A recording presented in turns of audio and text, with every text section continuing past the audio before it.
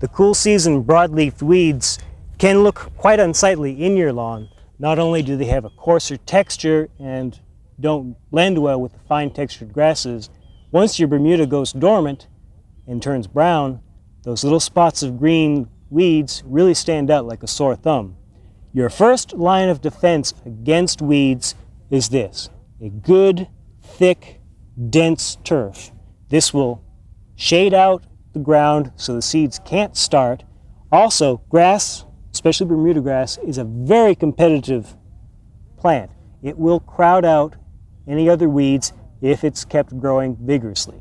Now, the way to do that is by mowing it properly. Don't let it grow too long and then scalp it. Mow it regularly and only take off a third of the grass top, the grass leaf at a time, and fertilize it well to keep it growing. If you do those two things, you can get most of your weed problem under control. Even in our Bermuda section, which is growing very nicely, we do still have, just here and there, a few broadleaf weeds, such as these dandelions and some dock coming up in our lawn. Now, this time of year, in fall, is probably the best time to control your cool season broadleaf weeds in the lawn using 2,4-D plus MCPP. Now, these two herbicides are very closely related and work very much the same way. They will kill broadleaf weeds and won't harm the grasses. So that's why they're good for control in the lawn. Now, this concentrate can has both of those chemicals in it and is a convenient way to mix and use that on your lawn.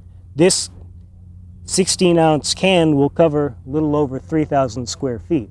Our Bermuda section here is about 3,000 square feet.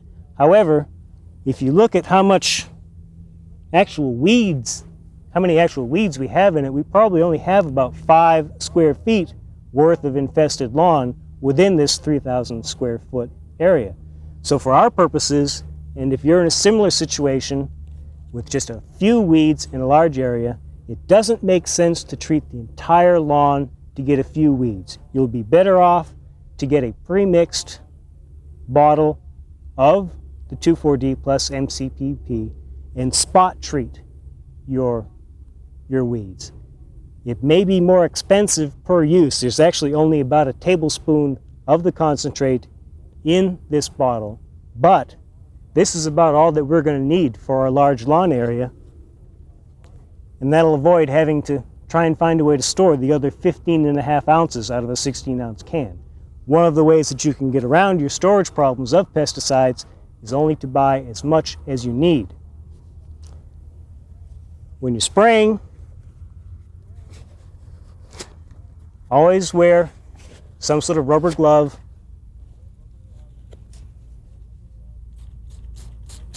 And you can just soak down your leaves, get a good thorough coating, and again, since we only have a few, I'm just going to get up, walk up and down the lawn, and just spray the weeds that we have. It won't take long, and really, it's the best way to do on our area.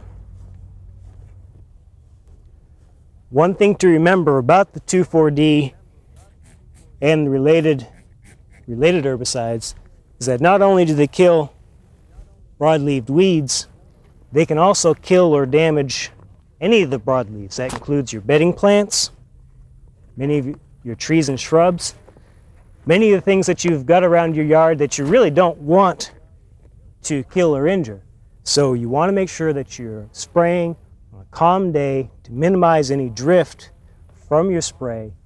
Also, that's one of the other reasons why it's good to spray in November with the 2,4-D compounds. By that time, most of the leaves have dropped off of your trees and shrubs, your bedding plants have gone by, so there's very little leaf surface to pick up the 2,4-D. The other reason for it being good in November is that your broadleaf weeds are small and they're more easily controlled. If you're mixing your spray from a concentrate, it's best with any of the 2,4-D related compounds or Roundup, or for that matter, any herbicide, have a separate sprayer set aside just for those herbicides. Have another one for your insecticides and fungicides, because any leftover residual herbicide can damage your valuable plants when you go to spray your fungicides and insecticides. So keep a separate sprayer for your herbicides. It's a good idea, especially when you're mixing, to wear goggles to prevent any of the spray material or the concentrate especially from splashing in your eyes. Always wear gloves when mixing, spraying, and cleaning up any pesticides. And always label your utensils pesticides only, so they don't get mixed up, brought back in your kitchen accidentally. When you're pumping up your sprayer after having mixed your spray, don't put the pressure too high and don't adjust the nozzle to be too fine a spray.